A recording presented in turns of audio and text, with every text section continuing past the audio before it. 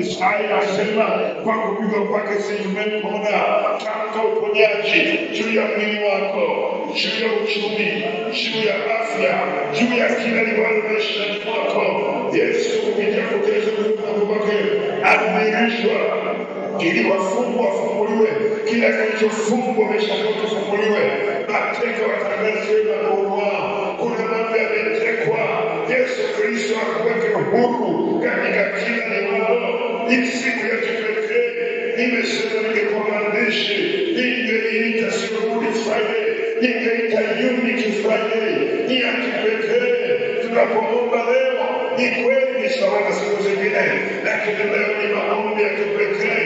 Wanafanya na zaidi ya kufanya. Ola Mariana na wakashaka na wasa, ole kana na washa, ola Mariana na wakushikata kana na wasa.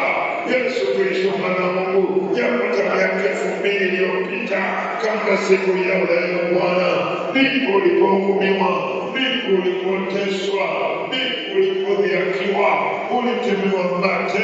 Yesu Kristo ukachoma mkuki ubavuni, ukaenda msalabani na ukakata roho kibabe kwa ushindi mkubwa. Walidhani wanaukomesha, kumbe ndio wokovu wetu. Ndio maana nakutukuza, ndio maana nakufurahia Bwana, pamoja na kwamba ni siku ya huzuni, lakini ulimwengu wa roho Bwana ni ushindi usioneneka, usio na kifani. Ndio maana Roho Mtakatifu katuagiza kwa Pasaka 2026 Bwana yetu mafanikio ni maombi kwa kwenda mbele, kila mmoja nisaidie kwa tani yake, na kuna kitu kinatokea kwa mtu mmoja na kanisa Baba.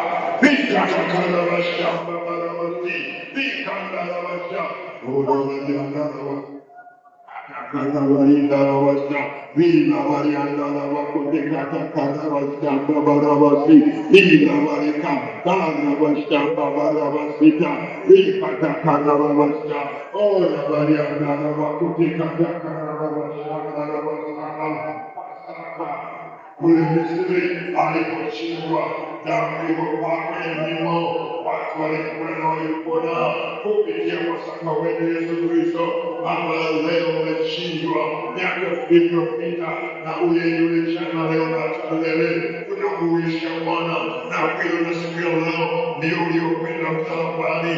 Musa alikwenda kuwakomboa wa Misri kutoka kwa Misri, lakini Kristo Yesu